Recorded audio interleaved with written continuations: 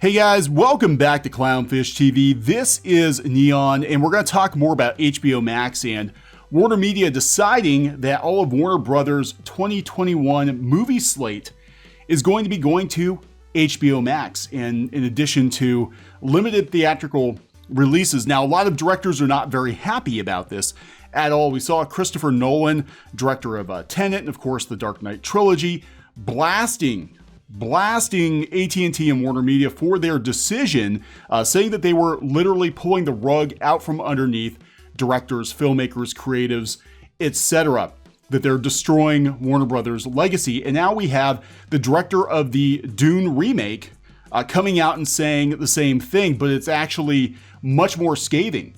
He put an article or an opinion piece out there on Variety, and he just completely tears AT&T a new one, calls HBO Max a failure, says it's very short-sighted of them.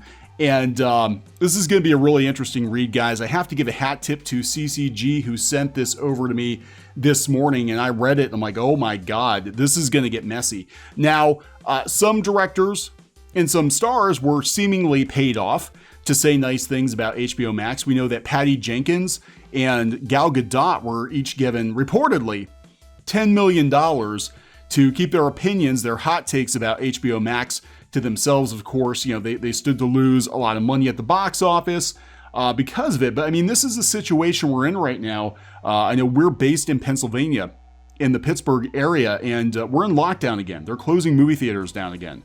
You know, what are you going to do? You got to recoup some costs, and it's just, you know, it is what it is. It's a really unfortunate situation. Do I think studios could have done more to help movie theaters? Yeah, they could have. They were holding back on these big releases.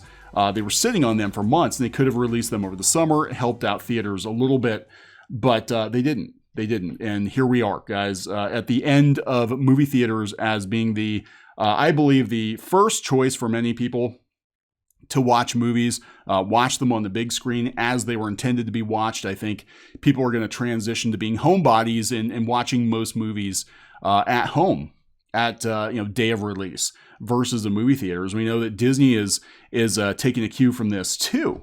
You know, they announced yesterday at their investor call, and we'll talk more about the Investor Day, Disney Investor Day. We're going to split it up into a couple of videos because there's a lot of ground to cover.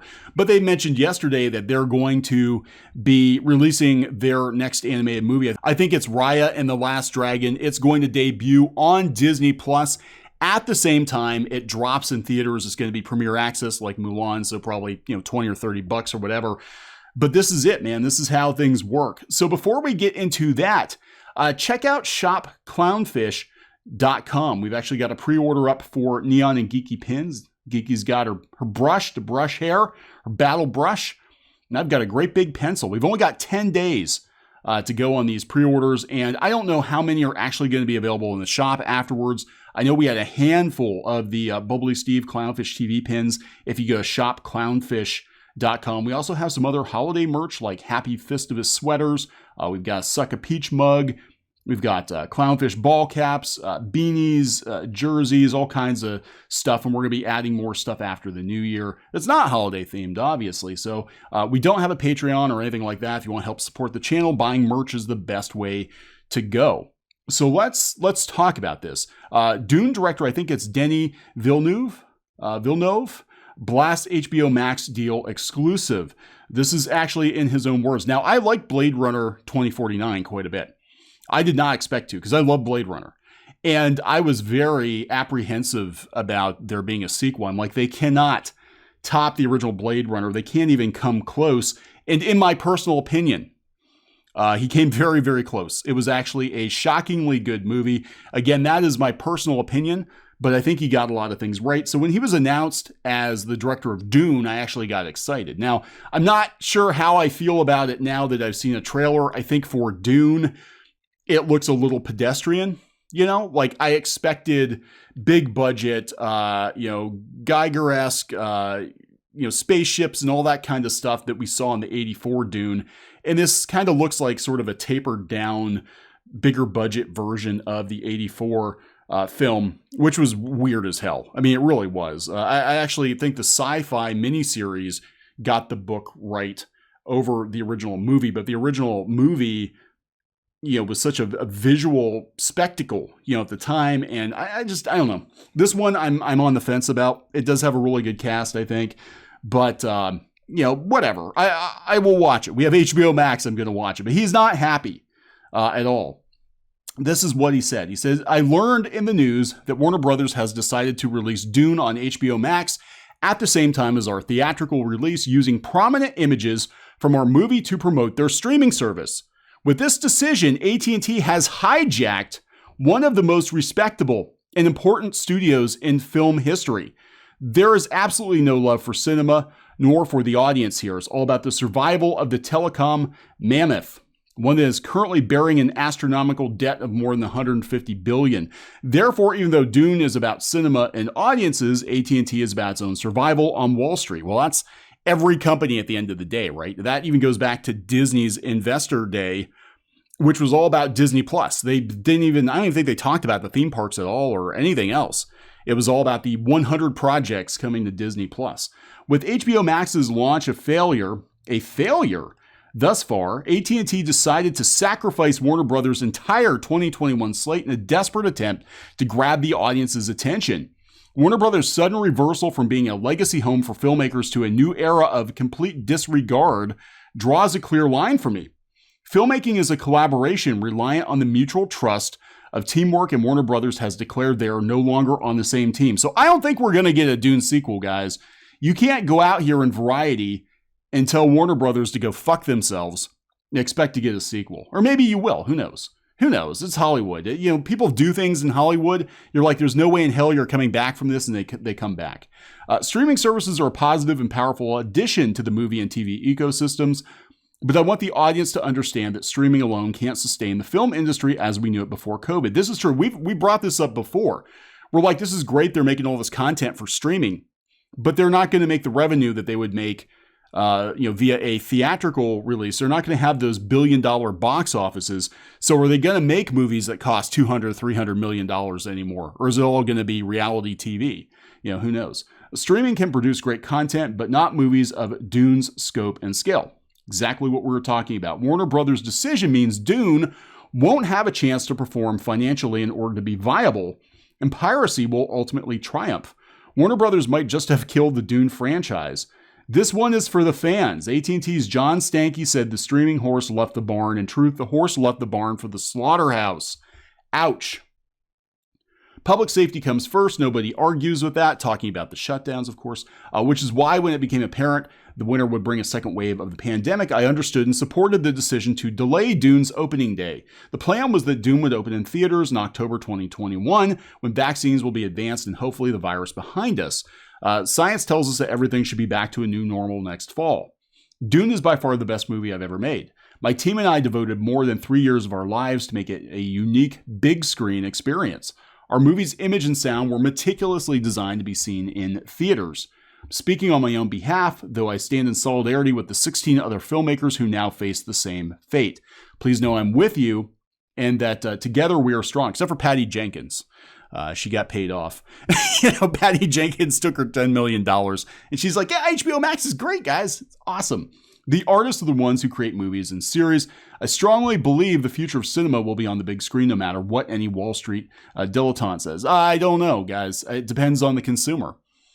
There's something to be said for the big screen experience. I am a huge fan of watching movies first on the big screen because there's a lot of detail that you do not see at home. A lot of little things like the sound effects and even Easter eggs and stuff like that are a lot easier to spot on the big screen. And that's how it was meant to be seen. But not everybody feels the same way. Some people are perfectly happy just to watch it at home. Cinema on the big screen is more than a business. It's an art form that brings people together, celebrating humanity, enhancing our empathy for one another. It's one of the very last artistic, in-person collective experiences we share. Once the pandemic is over, theaters will be filled again with film lovers. I hope, if they're left. They're running out of money. That's my belief, not because the movie industry needs it, but because we humans need cinema as a collective experience. Well, that could be argued. It's not really essential if it comes down to, if we enter the Hunger Games next year, And I hope to God that doesn't happen. But if we wind up in the Hunger Games, there are going to be a lot of things much more important than movies, especially if people don't have jobs. People are fighting for food, fighting for resources. Movies, unfortunately, are kind of at the bottom of the list.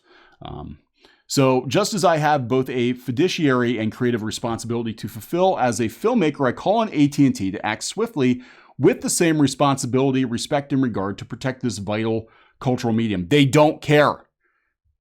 Denny, they don't care. They don't care. They are, like you said, a telecom company. AT&T was notoriously penny pinching before the pandemic. And the pandemic has basically made them just up their game. This is why they're throwing everybody overboard. This is why they're gutting companies like DC Comics. This is why they're selling off Crunchyroll. They're penny pinchers, and all they care about is debt. They do not care, artsy fartsy. They don't care. They're just like, whatever, we got all this stuff. If we can make Warner Brothers or HBO into a legit Netflix competitor, that makes sense to our bottom line. If not, hell, they might wind up selling the whole thing. Who knows? Maybe AT&T will get to a point where they're like, yeah, we just can't make this make money. So we're just going to sell all of Warner Brothers, whatever's left of it, after we've pulled it apart. Whatever's left, we're just going to sell it to Apple or Microsoft or somebody, and they can deal with it. If they want to be artsy fartsy, they can be artsy fartsy. Economic impact to stakeholders is only one aspect of corporate social responsibility. They don't care. You know what is socially irresponsible on the subject of this? We talked about this the other day. Is Disney laying off 32,000 employees. The food banks are running out of money. It costs $20,000 a week to feed their cast members. And they just gave one of their executives an $11 million bonus, or they gave her a contract that could lead up to an $11 million bonus, which would run the food bank for 550 weeks. That's like freaking 10, 11 years. So these companies, they don't have a social responsibility. When the chips are down, they don't give a shit. And that's what we're trying to say. Like, they don't. They posture. They go out there and they, use the right hashtags, and they give money to certain causes for PR. But at the end of the day, I don't think they really care. I really don't think they care. Finding ways to enhance culture is another. The movie-going experience is like no other. In those darkened theaters, films capture our history, educate us, fuel our imagination, and lift and inspire our collective spirit. It's our legacy. Long live theatrical cinema. And I do not believe there will be a Dune sequel after this. I think you've pretty much shot yourself in the foot, especially if it's incredibly, incredibly expensive. Dune's a couple $100 million movie. They'll probably be like, yeah, just pull the plug and we'll just make a Dune series, a cheap Dune series on HBO Max in 10 years or something, if it's still around. But he flat out called HBO Max a failure. It's a failure, he says. Yeah, they're not going to call you.